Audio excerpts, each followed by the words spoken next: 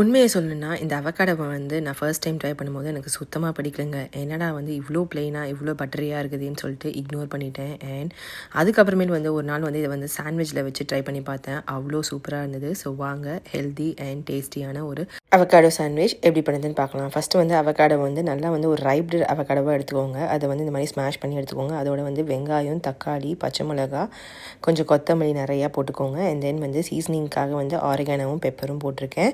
கொஞ்சம் lemon juice இதை மட்டும் சேர்த்து இதை வந்து மிக்ஸ் பண்ணி தனியாக எடுத்து வச்சுக்கோங்க. நான் வந்து இன்றைக்கி வீட் ப்ரெட் தான் எடுத்திருக்கேன். ஸோ தனியாக வந்து தோசைக்கல்லில் வந்து கொஞ்சம் பட்டர் போட்டு வந்து ப்ரெட்டை வந்து ரோஸ்ட் பண்ணி எடுத்துக்கோங்க. ரோஸ்ட் பண்ணணும்னு அவசியம் கிடையாது. வேணுன்னா வந்து பட்டர் போட்டு கொஞ்சம் வந்து ரோஸ்ட் பண்ணி எடுத்துக்கிட்டிங்கன்னா ஒரு எக்ஸ்ட்ரா டேஸ்ட் இருக்கும். அண்ட் தென் வந்து இப்போ ரோஸ்ட் பண்ண ப்ரெட்டோட வந்து இதை ஸ்ப்ரெட் பண்ணி சாப்பிட்டிங்கன்னா அவ்வளோ சூப்பராக இருக்கும். Actually avocado is rich in vitamin E and சிங்க. ஸோ அதனால் வந்து நம்மளோட ஸ்கின்னுக்கும் அண்ட் தென் இம்யூனிட்டி பவரை இன்க்ரீஸ் பண்ணுறதுக்கும் ரொம்பவே வந்து ஹெல்ப் பண்ணும். ஸோ கண்டிப்பாக ட்ரை பண்ணி பார்த்துட்டு எப்படின்னு சொல்லுங்கள். தேங்க்யூ, பாய்.